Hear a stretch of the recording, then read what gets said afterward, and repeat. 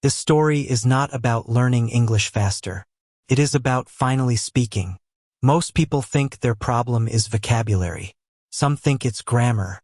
Others believe they need more listening. But the real problem is simpler and more painful. Your mouth is not trained.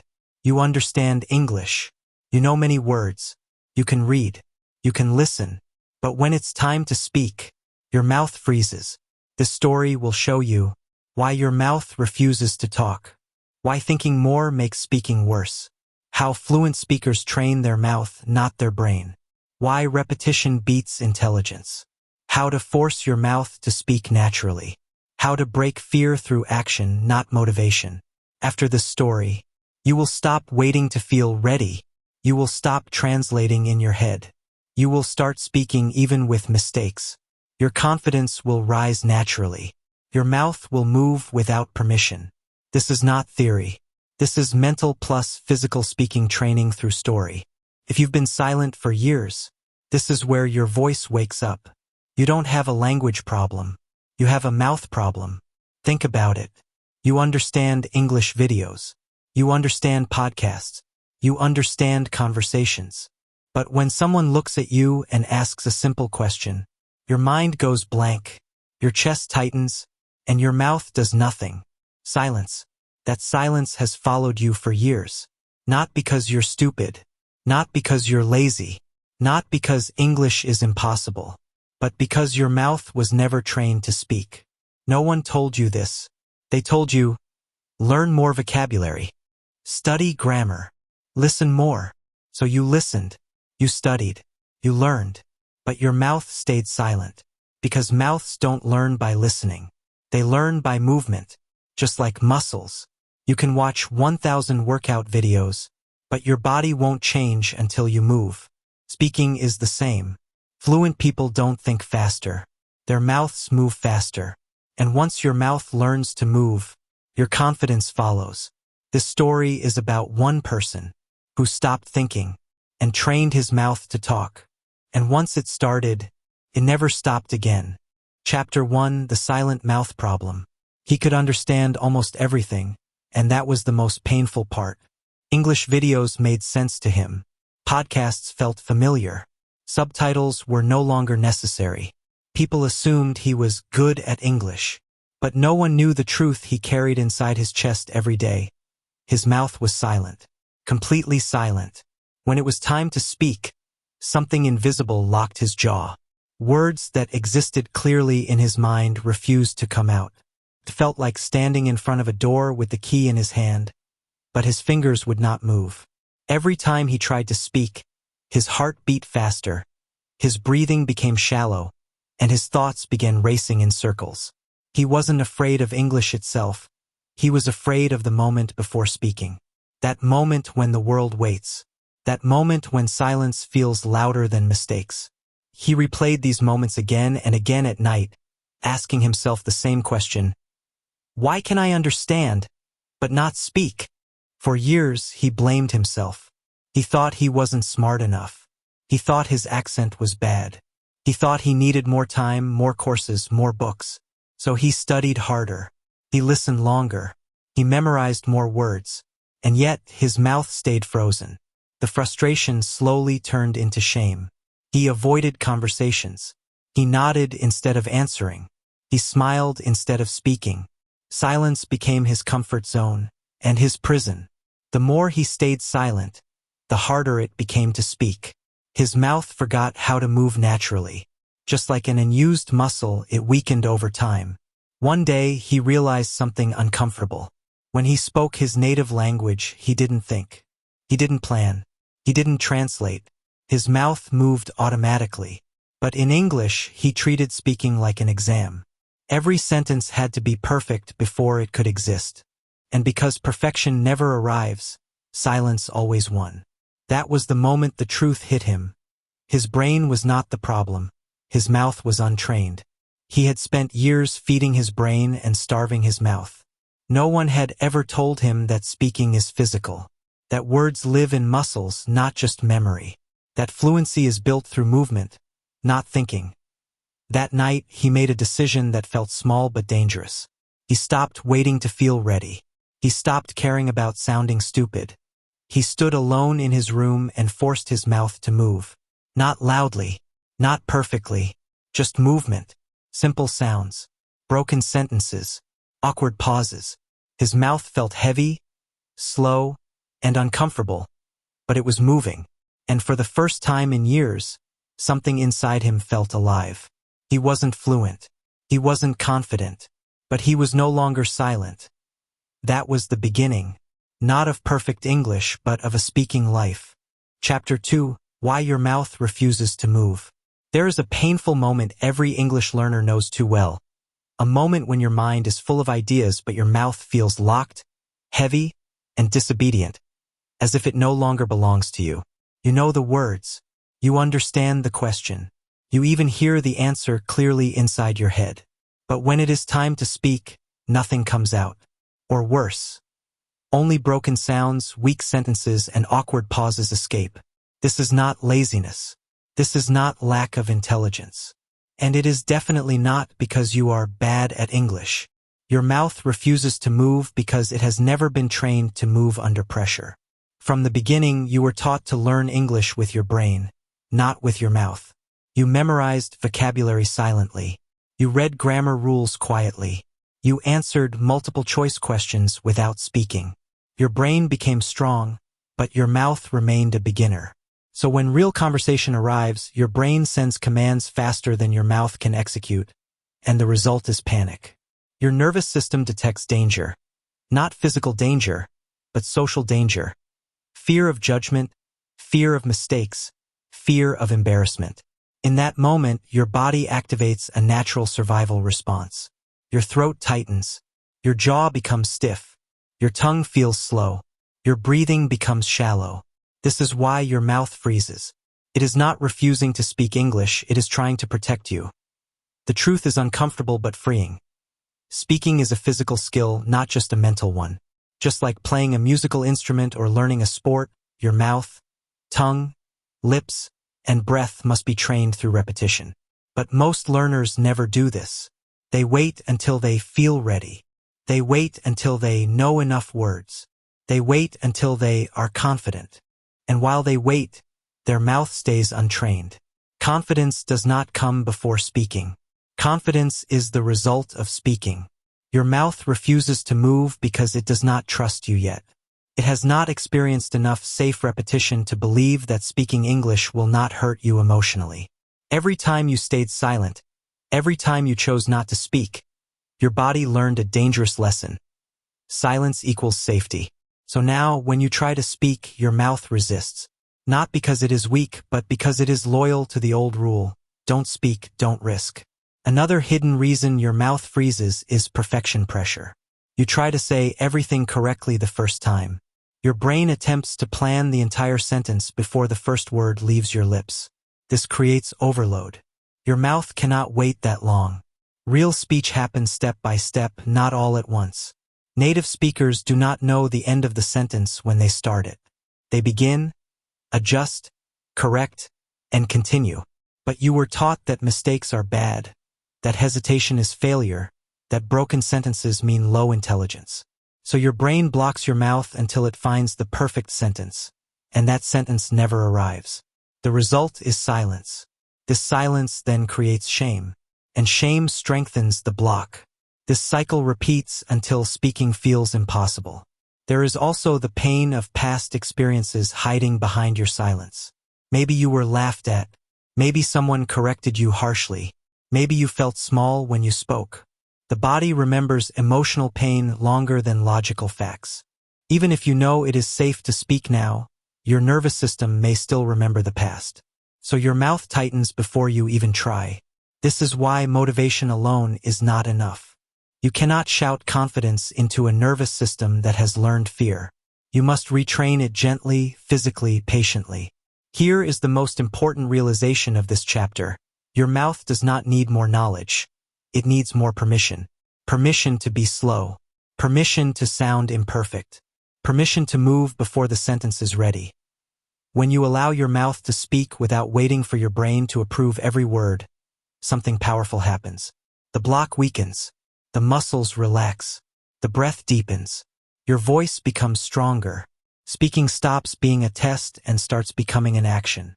This is why training your mouth works better than memorizing more vocabulary. Vocabulary without movement stays trapped in the brain. Movement releases language. Think about how children learn to speak. They do not wait until they know grammar. They make sounds first. Broken sounds, wrong sounds, repeated sounds. And through repetition, the mouth learns confidence. Adults lost this process because they replaced practice with judgment. To fix this, you must return to mouth-first learning. Speaking before thinking. Repeating before understanding. Moving before mastering. This is uncomfortable at first because it breaks old habits. But discomfort is the sign that new neural pathways are forming. Your mouth refuses to move because it has never been trained to move freely. But the good news is this: mouths learn fast. Faster than the brain. If you speak out loud every day, even badly, even slowly, your mouth will adapt. The muscles will become familiar with English sounds. The fear response will weaken. The freeze will shorten. And one day, you will notice something strange and beautiful. Words will start leaving your mouth before fear can stop them. That is the beginning of real fluency. This chapter is not here to blame you. It is here to free you. You are not broken. You are untrained. And anything untrained can be trained. In the next chapter, you will learn how to retrain your mouth step by step, so speaking becomes automatic, not scary. Your silence has a reason, and now it finally has a solution. Chapter 3: Thinking is killing your speaking. You were never silent because you had nothing to say. You were silent because you were thinking too much. This is the truth most English learners never hear, and it is painful because it destroys the excuse you have been hiding behind for years. You believed your mouth didn't move because your vocabulary was weak, your grammar was poor, or your pronunciation was bad. But the real reason was far more dangerous. Your thinking was suffocating your speaking. Every time you wanted to talk, your mind jumped in like a strict police officer, checking every word, every tense, every sound, every possible mistake before allowing your mouth to move. And by the time your mind finished checking, the moment to speak was already gone. The conversation moved on. The opportunity disappeared.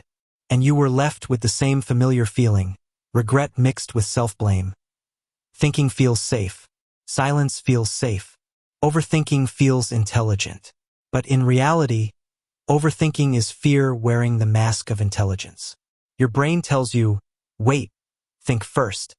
But what it really means is, don't risk embarrassment. This is why your mouth freezes. Speaking is a physical action. Thinking is a mental loop. When thinking becomes too loud, the body shuts down. Your tongue becomes heavy. Your jaw tightens. Your breathing becomes shallow. This is not a language problem, it is a survival response. Your brain believes speaking English is dangerous, so it chooses silence as protection. You have experienced this many times. Someone asks you a simple question in English. You understand the question immediately. You even know the answer. But instead of speaking, your mind starts racing. Is this sentence correct? What tense should I use? What if my accent sounds bad? What if I say it wrong? In just 2 seconds, your mind creates 10 fears. Your mouth waits for permission. Permission never comes. And silence wins again. Later, when you are alone, you replay the moment in your head and suddenly the perfect sentence appears. This is not because you suddenly became smarter. It is because fear was gone.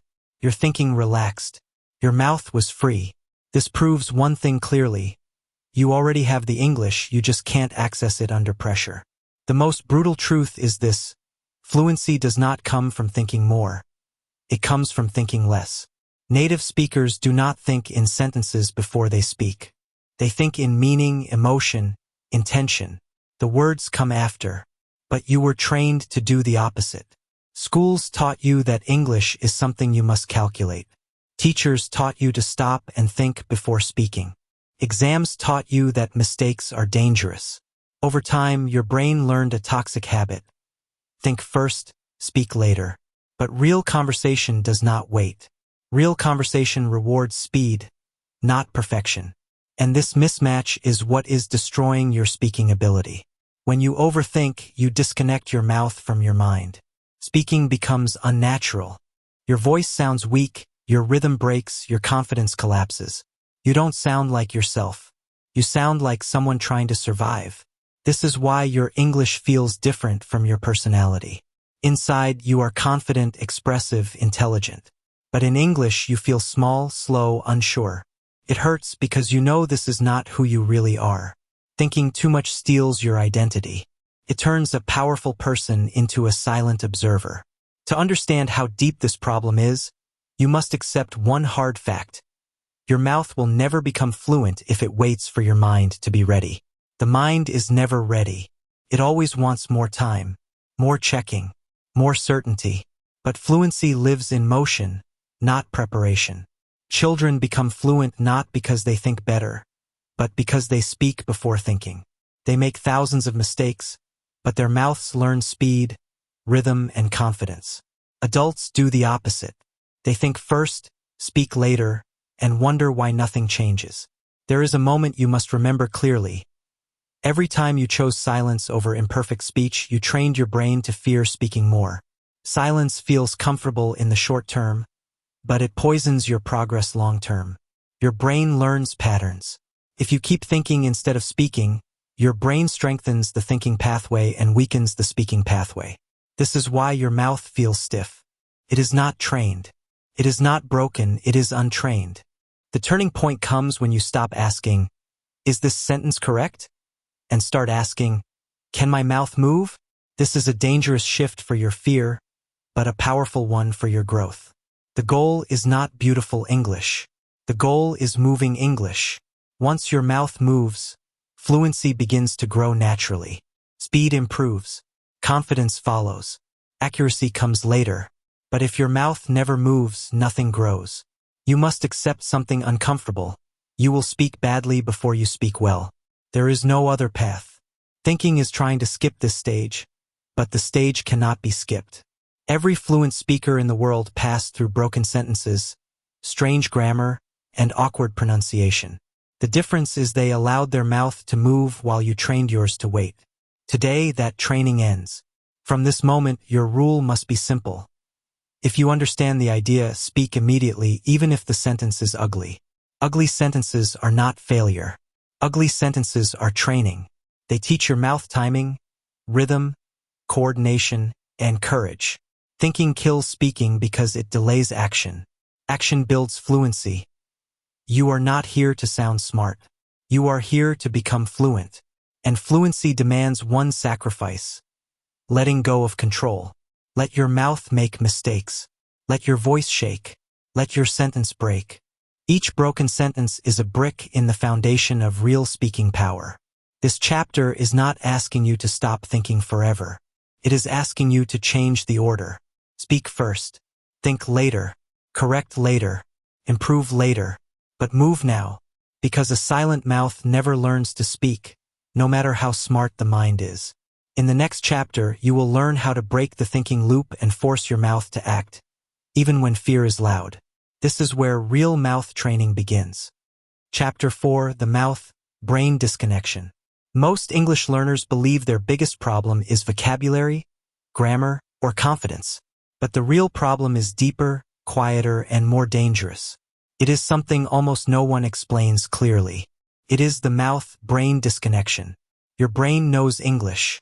Your brain understands English. Your brain can even think in English sometimes. But when it's time to speak, your mouth refuses to cooperate. The words stay trapped inside. Your lips feel stiff. Your tongue feels slow. Your voice feels weak. And in that moment, you start believing the lie, "My English is bad." But the truth is much simpler and much more painful to accept. Your mouth is untrained. Think about it honestly. How many hours have you spent listening to English? How many hours have you spent reading English? How many hours have you spent watching English videos? Probably hundreds, maybe thousands. Now ask yourself a harder question. How many hours has your mouth actually produced English sounds? Not thinking, not reading silently, not repeating in your head. Real mouth movement, real sound, real muscle usage. For most learners, the answer is shocking. Very little. And this is where the disconnection begins. Your brain and your mouth are supposed to work like a team. The brain sends the signal. The mouth executes it. But if the mouth is never trained, the signal gets delayed, distorted, or blocked. Imagine trying to run fast with legs you never trained. Your brain may know how to run, but your body cannot follow. Speaking English is the same. Your mouth is a physical instrument. It has muscles, tongue muscles, lip muscles, jaw muscles, breath control, rhythm, timing. These are physical skills, not just mental ones. You cannot think your way into fluent speaking. You must train your mouth like an athlete trains their body. This is why you feel something strange when you try to speak. You know what you want to say, but it feels heavy, slow, awkward. Your mouth feels like it's dragging your thoughts down. You pause too much. You hesitate. You restart sentences. You lose confidence halfway through. And then the brain starts blaming itself. I need more vocabulary. I need better grammar. I need more confidence. But none of these solve the real problem. The real problem is that your mouth has never learned how to move automatically in English.in, your native language. You don't think about pronunciation. You don't think about sentence rhythm. You don't think about mouth position. Your mouth just moves. Automatically. Effortlessly. That is because you trained it unconsciously for years. As a child, you spoke thousands of hours without fear, without judgment, without thinking. Your mouth learned patterns. Your brain and mouth became synchronized. But in English, you skipped that stage. You became an adult learner. You learned rules first. You learned grammar first. You learned fear first. And your mouth stayed behind like a weak muscle never invited to the gym. This disconnection creates a very specific kind of pain. It is the pain of almost fluent, almost clear, almost confident. You understand conversations, but you can't join them smoothly. You know the answer, but you can't say it fast. You feel the sentence inside you, but it breaks when it comes out. This pain is dangerous because it slowly kills motivation.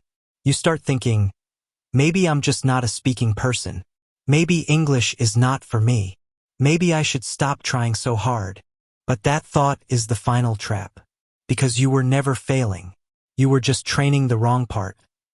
The mouth-brain disconnection also explains why some learners sound fluent even with simple vocabulary. They don't know more words than you. They don't know more grammar than you. But their mouths are trained. Their mouths move without permission. Their mouths are fast enough to keep up with their thoughts. That is the secret. Fluency is not about knowing more. It is about moving faster, physically, not mentally. When the mouth moves easily, the brain relaxes. When the brain relaxes, confidence appears. When confidence appears, speaking becomes natural. But when the mouth is slow, the brain panics. The brain starts waiting, overthinking, checking, correcting, and then speaking collapses. That's why in the previous chapter you learned that thinking is killing your speaking. But now you see the full picture. Thinking became a problem because your mouth could not handle speed. So the brain slowed everything down to protect you. The disconnection forced the brain into control mode. And control mode destroys flow. Here is the most important realization of this chapter. Your mouth must be trained separately from your brain. You don't fix this problem by studying more. You fix it by doing something uncomfortable, something repetitive, something physical, mouth training. Speaking out loud. Shadowing. Repeating sentences with rhythm. Talking to yourself. Reading aloud. Not once.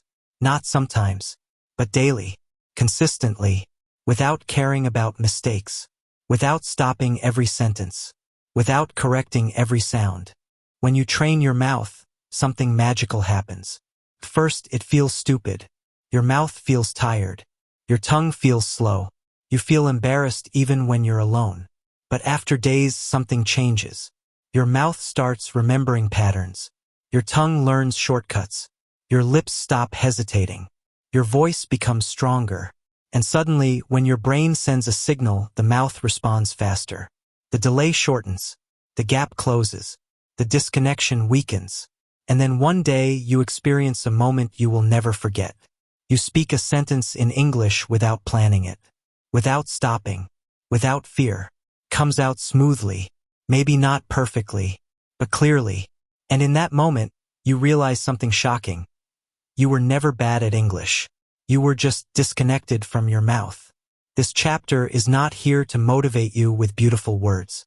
It is here to wake you up. If you want to speak, you must move your mouth.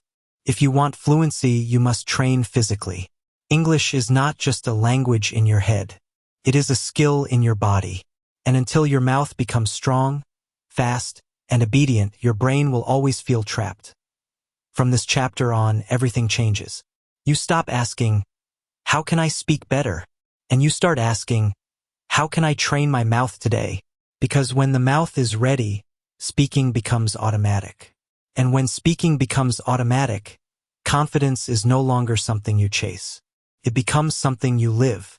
In the next chapter, you will go even deeper. You will learn how to rebuild automatic speaking habits and turn your mouth into a machine that speaks before fear can stop you. Chapter 5: Pain, Embarrassment, and Repetition. Pain is something every English learner tries to avoid. But pain is also the place where real speaking ability is born. No one tells you this at the beginning. They tell you about vocabulary lists, grammar rules, fluency tips, and confidence tricks, but they don't tell you about the pain of opening your mouth and hearing your own broken English come out. They don't tell you about the embarrassment of mispronouncing a simple word, or the shame of forgetting a sentence halfway through, or the awkward silence that follows when people don't understand you. Yet this pain is unavoidable. In fact, it is necessary, because your mouth does not learn through comfort. Your mouth learns through repetition under pressure. Every time you feel embarrassed, it is not proof that you are bad at English. It is proof that your mouth is being forced to grow beyond its old limits. At first, embarrassment feels like danger. Your heart beats faster. Your face feels hot. Your mind screams, "Stop talking." This reaction comes from your brain's survival system. Thinks embarrassment equals threat. Thinks mistakes equal rejection. So it tries to protect you by freezing your mouth. That is why your mouth refuses to move when people are listening. That is why your voice becomes quiet or shaky. That is why you suddenly forget everything you know. But here is the truth most learners never understand. Embarrassment cannot hurt you, but avoiding it will stop you forever. The pain you feel when you speak imperfectly is temporary, but the regret of staying silent lasts much longer. Every fluent speaker you admire has passed through this stage. They have all said stupid sentences. They have all been misunderstood. They have all felt that tight feeling in the chest after speaking. The only difference is this: they did not stop. They repeated. Again and again. They repeated while sounding bad. They repeated while feeling uncomfortable. They repeated while their confidence was low. And slowly, almost invisibly, their mouth learned. Not because they understood more rules, but because their muscles adapted. Your mouth is not intelligent. It does not care about grammar explanations. It learns like a muscle in the gym. If you never push it to failure, it never grows. Repetition is painful because it exposes your weakness again and again. When you repeat the same sentence out loud for the 10th time, you hear every mistake clearly. When you record your voice and listen back, you hear an accent you don't like, pauses you didn't notice, sounds that feel wrong. This can hurt your pride, can make you want to quit. Many learners quit right here. They say, "I'll study more first." But this is a lie the mind tells to avoid pain. The truth is, no amount of silent study will fix a mouth that refuses to move. Only repetition can do that. Repetition is boring. Repetition is frustrating. Repetition is humbling. But repetition is also powerful. Think about how a child learns to speak. A child does not worry about embarrassment. A child repeats sounds hundreds of times. Wrong sounds, strange sounds, half words, broken words. The child repeats in front of parents, strangers, everyone. That is why the child becomes fluent. Adults lose this power because they become self-conscious. They want to sound good immediately, but language does not work that way. Your mouth must be allowed to sound bad before it can sound natural. Pain is the entry fee. Embarrassment is the training ground. Repetition is the process. There will be days when you speak English and feel terrible afterward. You will replay the conversation in your head. You will think, I should have said it differently. You will feel disappointed in yourself. These moments are dangerous if you interpret them wrongly. If you tell yourself, I'm bad at English, you weaken your progress. But if you tell yourself, this pain means my mouth is learning, you become unstoppable. Pain is feedback. Embarrassment is data. Each uncomfortable speaking moment teaches your brain and mouth how to adjust next time. Repetition also builds something deeper than skill. It builds emotional tolerance. At first, embarrassment feels overwhelming. But after you repeat speaking through it many times, it loses its power. You realize that nothing terrible happens when you make mistakes. People don't attack you. The world doesn't end. Conversations continue. This realization is crucial. Once your brain understands that speaking imperfectly is safe, it stops blocking your mouth. The freeze disappears. The tension releases. Flow begins. This is not confidence you force. This is confidence that grows naturally through experience. Training your mouth means accepting a hard truth. Progress will not feel good every day. Some days you will feel stuck. Some days you will sound worse than yesterday. Some days your pronunciation will feel heavy. This does not mean you are going backward. It means your system is adjusting. Muscles hurt when they grow. Your speaking muscles are no different. If you feel nothing, you are not pushing hard enough. If you feel pain and embarrassment, you are in the right place. So repetition must become non-negotiable. Speak out loud every day. Even when you don't want to, especially when you don't want to. Repeat sentences until they feel boring. Repeat until your mouth moves without permission from your brain. Repeat until your voice feels familiar in English. Record yourself. Listen. Repeat again. Do it tired. Do it nervous. Do it alone. Do it quietly. Do it badly. Do it anyway. This is how the mouth learns to talk. One day you will notice something strange. You will speak and feel less pain. You will make a mistake and not care. You will repeat a sentence and feel smoother. You will realize that embarrassment no longer controls you. That day will not arrive suddenly. It will arrive quietly, built from hundreds of uncomfortable repetitions you once hated. And when that day comes, you will understand the lesson of this chapter clearly. Pain did not stop you, pain trained you. Your mouth is not refusing to move anymore. It is waking up. Chapter 6, Training the Mouth Like a Muscle. Your mouth is not lazy. It is not broken. It is not weak. It is simply untrained. Just like a muscle that has never been used properly, your mouth resists movement because it has learned one thing very well over the years. Silence. For a long time, silence felt safer than speaking. Silence protected you from mistakes. Silence protected you from embarrassment. Silence protected you from judgment. And slowly, without you noticing, your mouth adapted to that silence. It became stiff, heavy, slow. This is why, when you finally decide to speak English, your mouth feels strange, uncomfortable, and unwilling. It's not rebellion, it's conditioning. In this chapter, everything changes because you stop treating your mouth like a problem and start treating it like a muscle that needs training. Think about someone who has never gone to the gym. On the first day, lifting even a small weight feels painful. The muscles shake. The body resists. The mind says, stop. But no one concludes, my body is broken. They understand the truth. This pain means growth is beginning. Speaking English works the same way. When your mouth feels tired, when your tongue feels awkward, when your jaw feels tense, it is not a sign of failure. It is a sign that you are finally activating muscles that have been asleep for years. The problem is that most learners panic at this stage. They interpret discomfort as proof they are bad at English, so they stop. And every time they stop, the muscle becomes weaker again. The cycle repeats. Years pass. The mouth stays untrained. The fear stays alive. Training the mouth requires one crucial mindset shift. Speaking is physical, not intellectual. You don't train muscles by thinking about them. You train them by using them repeatedly, imperfectly, consistently. Yet most English learners try to think their way into fluency. They sit quietly, analyzing grammar rules, watching videos, memorizing vocabulary, hoping one day their mouth will magically cooperate. But the mouth doesn't respond to thinking, it responds to action. This is why you can understand English very well but still struggle to speak.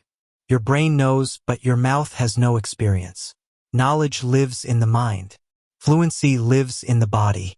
The moment you accept this truth, your training becomes simpler and harder. Simpler because the solution is clear. Harder because there is no shortcut.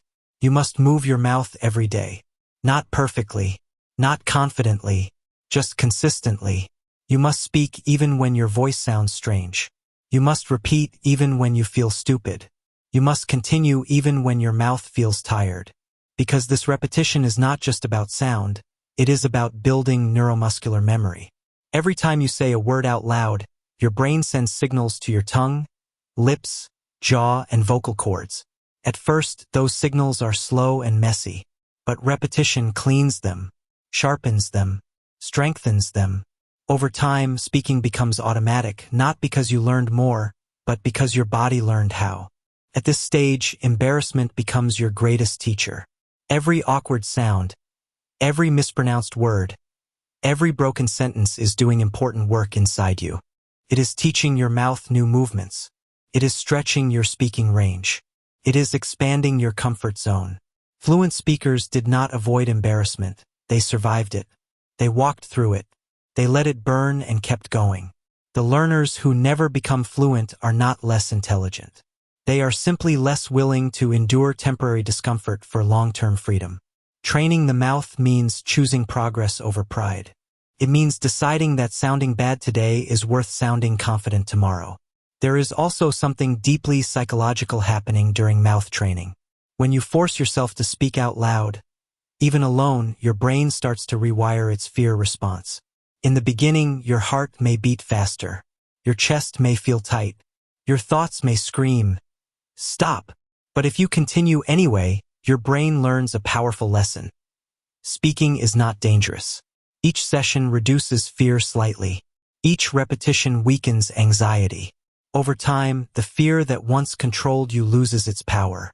This is not motivation, it is conditioning. You are training not just your mouth, but your nervous system.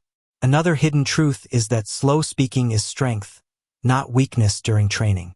Muscles grow under control, not chaos. When you speak slowly and clearly, you give your mouth time to learn accurate movements. Speed will come naturally later, but if you rush too early, you reinforce tension and mistakes. This is why shadowing slowly, repeating sentences calmly, and exaggerating pronunciation are so powerful. They feel unnatural at first, but they build precision.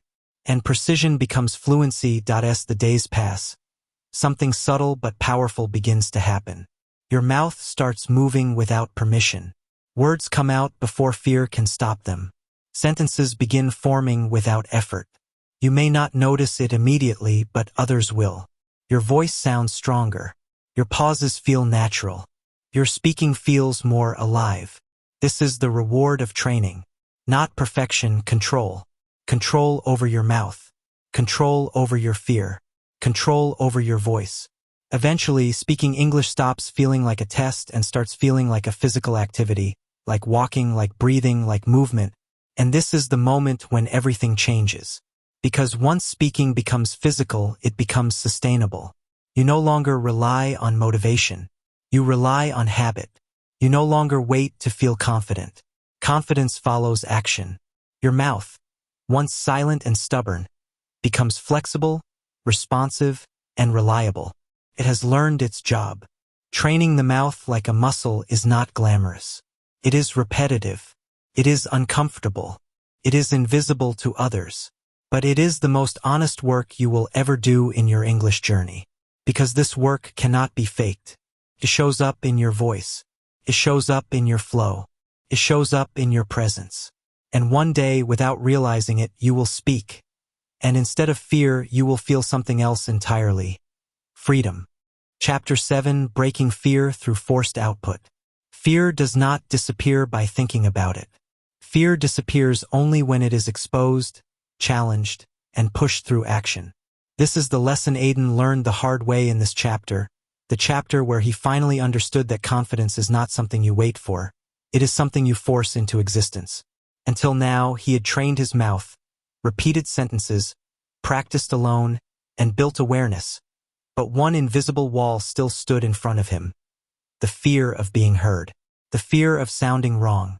The fear of embarrassment. The fear of judgment. This fear lived deep in his nervous system, not in his logic. And no amount of thinking could remove it.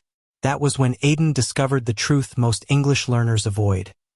Fear survives in silence, but it dies in forced output.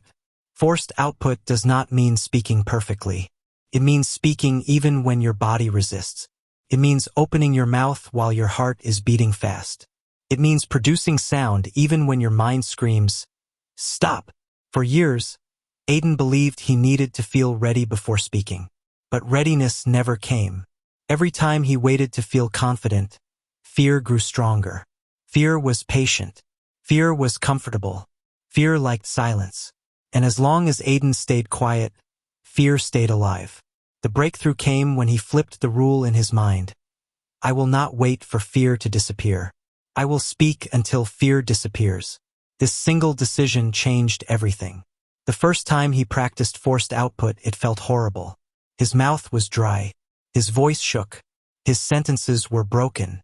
He hated the sound of his own English. Every instinct told him to stop. But he didn't. He kept speaking, not loudly, not confidently, but continuously. He talked to himself. He described what he saw. He explained his thoughts. He repeated simple ideas again and again. Something strange happened after a few minutes. The fear didn't grow. It weakened. His body slowly realized that nothing bad was happening. No one was laughing. No one was judging. No danger appeared. The nervous system, which had been trained for years to associate English with threat, began to calm down. This is how fear is retrained, not with motivation, but with repetition under discomfort. Aiden realized that fear is not intelligent. Fear is a habit, and habits can be broken through consistent forced action. Every time he forced output, even for a few minutes, his brain learned a new lesson. Speaking English does not kill me. That lesson sounds simple, almost childish, but it is deeply biological. The brain's job is survival, not success. For years, Aiden's brain believed English speaking was dangerous because of past embarrassment, mistakes, and emotional pain. Forced output rewired that belief. With every uncomfortable speaking session, the brain updated its data. Fear slowly lost its authority. What made forced output so powerful was that it bypassed thinking completely. There was no time to analyze grammar. No time to judge pronunciation. No time to plan sentences. The mouth moved first and the mind followed. This reversed the old pattern. Before, the mind controlled the mouth and froze it. Now, the mouth led and the mind adapted. At first, the output was messy. But messy output is infinitely more powerful than perfect silence. Messy output builds fluency. Silence builds fear. This was the rule Aiden wrote in his notebook and repeated to himself daily. He began to create forced output zones in his life. Short moments where silence was not allowed. Morning routine. Speak for 5 minutes while getting ready. Walking outside. Describe everything in English. Shower time. Explain his day out loud. Phone recording. Talk non-stop for 2 minutes without stopping. These sessions were not about sounding good. They were about breaking the fear response loop. Each time his mouth moved despite discomfort, he reclaimed a piece of his confidence. And confidence, he learned, is not a feeling. It is a result of action. One of the most powerful changes Aiden noticed was how fear changed shape. Before, fear was sharp and paralyzing. Now, fear was dull and temporary. It appeared at the beginning of speaking, but disappeared once he pushed through the first 30 seconds. He learned a critical rule. Fear peaks before action, not during action. Once the mouth starts moving, fear loses oxygen. This understanding gave him control. Whenever fear appeared, he knew exactly what to do. Speak immediately. No preparation. No delay. No negotiation. Action first. Relief later. The emotional breakthrough of this chapter was realizing that embarrassment is not the enemy. Avoidance is.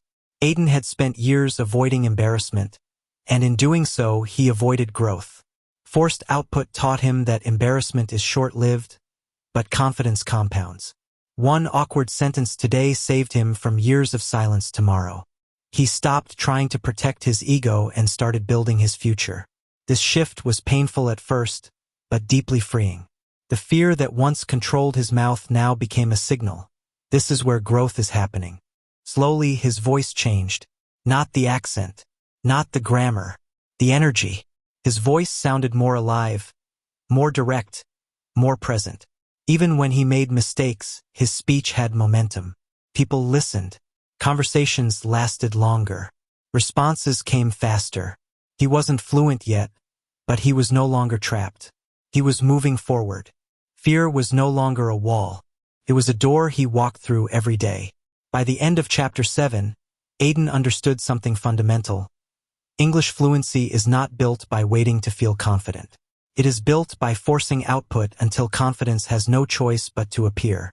Fear does not deserve respect. It deserves repetition. And repetition, when done under discomfort, creates freedom. His mouth was no longer frozen. It was trained. And once fear breaks, progress accelerates. This chapter didn't just change how Aiden spoke. It changed how he faced everything in life. Because the skill of acting despite fear is universal. And now that skill belonged to him. Chapter 8, the day your mouth starts talking back. There comes a day in your journey when something unexpected happens.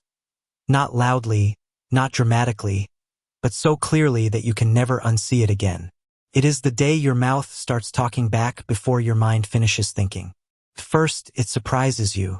You say a sentence, and only after it comes out do you realize, wait, I didn't plan that. And for a second, fear tries to rise again, the old fear that once controlled you, but this time it doesn't win. Because something has changed. Your mouth is no longer waiting for permission. It has been trained, pushed, embarrassed, exhausted, and repeated so many times that it finally understands its job. It speaks automatically, naturally, even imperfectly, and that imperfection no longer scares you. It proves you are alive in the language. Before this day, your mouth felt like a locked door. Your brain had ideas, thoughts, emotions, opinions, but your mouth refused to cooperate. It waited for perfect grammar. It waited for the right word. It waited until the moment passed. That silence hurt more than mistakes ever could. But now, after all the forced output, the painful repetitions, the moments of embarrassment you survived instead of avoided, your mouth has learned something powerful. Silence is no longer the safest option. Speaking is. Your mouth remembers the hours you talked alone. It remembers the times you spoke even when your voice shook. It remembers the days you didn't feel ready but spoke anyway. And muscles remember what fear tries to forget. They remember action. On this day, you notice it in small moments. Someone asks you a question in English, and instead of freezing, a sound comes out. Not perfect, not polished, but real. Your sentence may start simple, I think, or for me. But it keeps going. Your mouth fills the gaps while your brain catches up. And instead of panic, you feel something else. Momentum. The sentence moves forward on its own energy. You correct yourself midway without stopping. You change direction without apologizing. You keep going. And in that flow, you realize the truth you were never taught. Fluency is not about knowing what to say. It's about being able to keep going even when you don't. Your mouth talking back means it now trusts your brain. And your brain finally trusts your mouth. They are no longer enemies. They are partners. The brain sends ideas in rough shapes, not perfect sentences. The mouth accepts them and shapes them out loud. This cooperation is what native speakers do naturally, but learners must earn it through discomfort. You earned it through repetition that felt boring, through speaking sessions that felt embarrassing, through days when you sounded worse than yesterday and still showed up. This is the reward. Not applause, not compliments, control. You start to notice that your speaking speed increases, not because you are rushing, but because you are no longer stopping yourself. The pauses shrink. The fear gaps disappear. Even when you don't know a word, your mouth replaces it with another. You explain around it. You describe. You improvise. And this ability, this flexibility is real speaking power. It's the difference between someone who knows English and someone who can use English. On this day, you cross that line. Emotionally, this moment hits deeper than you expected. You remember all the times you stayed quiet, all the conversations you avoided, all the opportunities you felt you lost because your mouth wouldn't move. And now, standing here, speaking imperfect English with real confidence, you understand something painful and freeing at the same time. You were never incapable. You were just untrained. The guilt fades. The shame dissolves. You forgive your past self, not because they were weak, but because they didn't know what you know now. Your mouth talking back also changes how you see mistakes. Mistakes are no longer enemies. They are signals that you are moving fast enough to make them. You stop reacting emotionally to errors. You don't punish yourself. You adjust and continue. This emotional neutrality is what keeps fluent speakers fluent. They don't stop to judge themselves. They keep going. And now, so do you. The most powerful shift happens internally. Your identity begins to change. You no longer think of yourself as someone learning to speak. You begin to think of yourself as someone who speaks.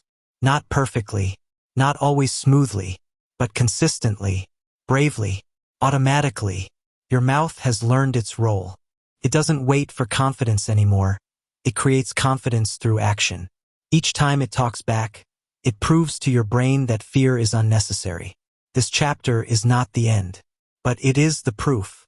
Proof that training works. Proof that forced output rewires you. Proof that embarrassment did not destroy you. It built you. From this point on, progress accelerates. Because now practice is no longer heavy.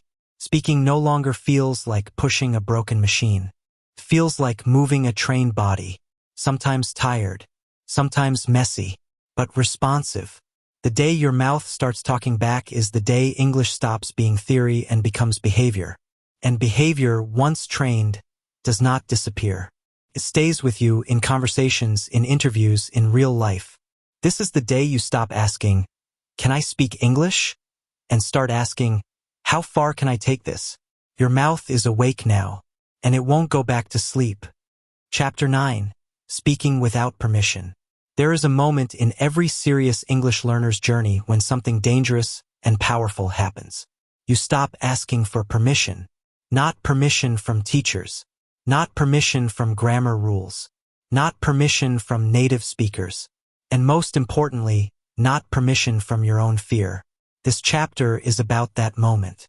The moment you stop waiting to be ready and start speaking because you decide to speak. Until now, your mouth has been trained to wait. Wait until the sentence is perfect. Wait until the grammar feels safe. Wait until your accent sounds better. Wait until your confidence appears. But the truth is brutal and simple. Confidence never comes first. Speaking comes first. And in Chapter 9, you finally understand this at a deep, painful, liberating level. For years, you believed there was an invisible rule that said, "Only speak when you are good enough." That rule was never written. No one officially taught it to you, but your brain absorbed it from corrections, embarrassment, silence, comparison, and fear. Every time you wanted to speak but didn't, that rule became stronger. Your mouth learned obedience. Your tongue learned hesitation. Your voice learned to wait. And over time, waiting became your identity. You didn't realize it, but you weren't learning English anymore. You were asking for permission to exist in the language. Permission to make noise. Permission to take space. Permission to be imperfect. Chapter 9 is where that ends. Something shifts when you start speaking without permission. First, it feels wrong, almost rebellious. Your brain screams, "Stop! This is unsafe." Your inner critic panics because it has lost control. You start speaking even when sentences are broken. You keep going even when words are missing. You don't apologize for pauses. You don't explain your mistakes. You don't stop to fix every error. You just speak. And this is terrifying because it goes against everything you were trained to do. But this terror is not danger. It is growth. It is your nervous system being retrained in real time. When you speak without permission, your mouth learns something new. Movement is allowed. Sound is allowed. Imperfection is allowed. And once the mouth learns this, it begins to trust itself. You notice that words appear faster, not because you memorized more, but because you removed the brakes. You realize that many of your past blocks were not about ability, but about restriction. You were holding your mouth hostage, waiting for approval that was never coming. Now you release it. This chapter hurts because it exposes the truth. No one was stopping you. You were stopping yourself. Teachers didn't silence you. Grammar didn't silence you. Accent didn't silence you. Fear did. And fear only survives when you obey it. The moment you speak without permission, fear loses oxygen. It doesn't disappear instantly, but it weakens. Each sentence you say without waiting makes the next sentence easier. Each moment of forced output builds momentum. And momentum is what fluency actually looks like. You begin to notice something strange and beautiful. Conversations don't collapse when you speak imperfectly. People don't walk away. The world doesn't end. Sometimes people even understand you better than you expected. Sometimes they help you. Sometimes they don't care at all. And this realization hits hard. You were suffering for years over a punishment that never existed. The cage was imaginary. The lock was psychological. And the key was action. Speaking without permission rewires your brain faster than any textbook. Because the brain learns from behavior, not intention. When you force output, your brain adapts. It starts predicting words faster. It strengthens mouth-brain connections. It reduces delay. It prioritizes communication over correctness. This is how children learn. This is how fluent speakers grow. This is how you finally step into real English.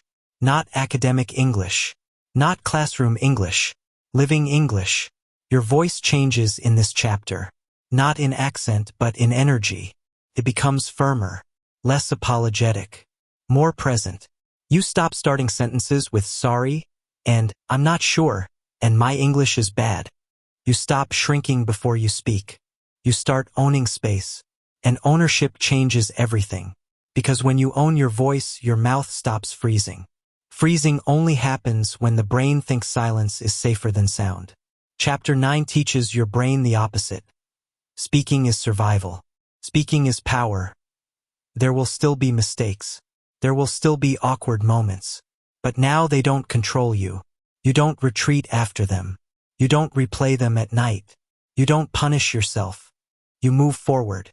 And that forward motion is what separates learners who stay stuck from learners who break through. You are no longer practicing English in private hoping one day to be confident. You are becoming confident by practicing publicly, even if the public is just one person, one sentence, one moment. By the end of this chapter, you understand something irreversible. Fluency is not granted. It is taken. Taken through action. Taken through risk. Taken through speaking when your mind says, wait. You don't need permission to talk. You never did. And once this truth settles into your body, not just your mind, your mouth will never be the same again. Chapter 9 is the chapter where you stop asking, am I ready to speak? And start saying, I speak because I exist. This is not arrogance. This is liberation. And once you experience it, silence will never feel comfortable again. Chapter 10, Final Breakthrough. When your mouth becomes free, there is a quiet moment that arrives at the end of every real transformation.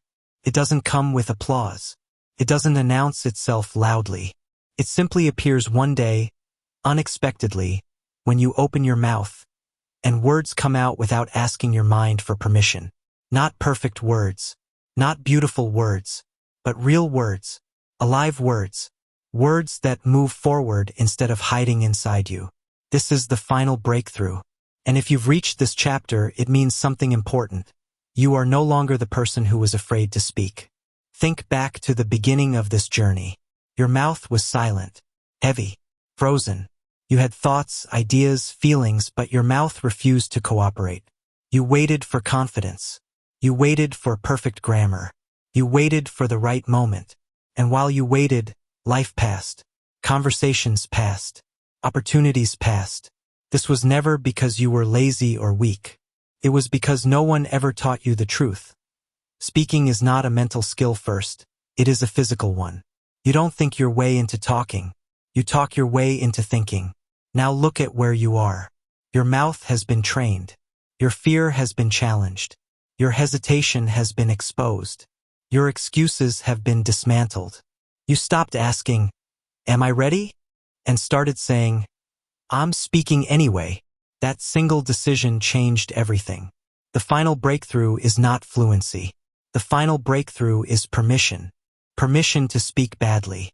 Permission to sound imperfect. Permission to make mistakes in public. Permission to repeat yourself. Permission to be slow today so you can be fast tomorrow. Most people never give themselves this permission. They live their entire lives with ideas trapped behind their teeth. But you didn't. You trained your mouth like a muscle. You forced output when fear screamed at you to stay quiet. You embarrassed yourself on purpose. You repeated sentences until they lost their power to scare you. You did the work most people avoid. And now something irreversible has happened. Your mouth no longer waits for your brain. Your voice no longer waits for confidence. Your speaking no longer waits for approval. You speak and thinking follows. This is how real speakers are born.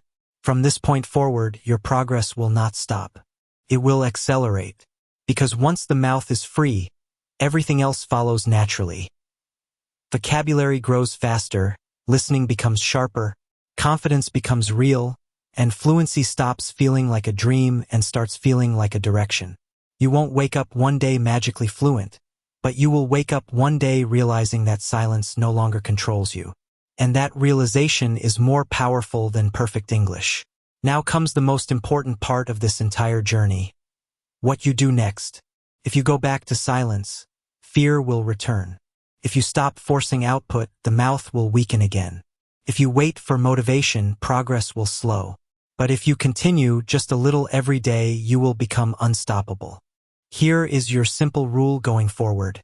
Your mouth must speak every day, even when your mind says no. Not for hours. Not perfectly. Just consistently. 1 minute of forced speaking every day beats 1 hour of silent study. Always. Speak to your phone. Speak to the mirror. Speak while walking. Speak while thinking. Speak while making mistakes. Do not wait to feel ready. Readiness is a lie fear tells you to keep you quiet. This channel, this story, this journey exists for one reason. To remind you that English fluency is built through action, not intelligence. Through courage, not comfort. Through repetition, not perfection. If this story helped you even a little, do not keep it to yourself. Subscribe for more mindset-based English speaking stories. Like this video so more silent learners can find it. Comment one sentence in English below. Right now, without thinking, that comment is not for me. It's for you. It's proof that your mouth is no longer afraid. And remember this final truth as you move forward. You were never bad at English. Your mouth was just untrained. And now it isn't anymore. Keep speaking. Keep forcing output. And never go back to silence. This is not the end of your journey. This is the moment it truly begins.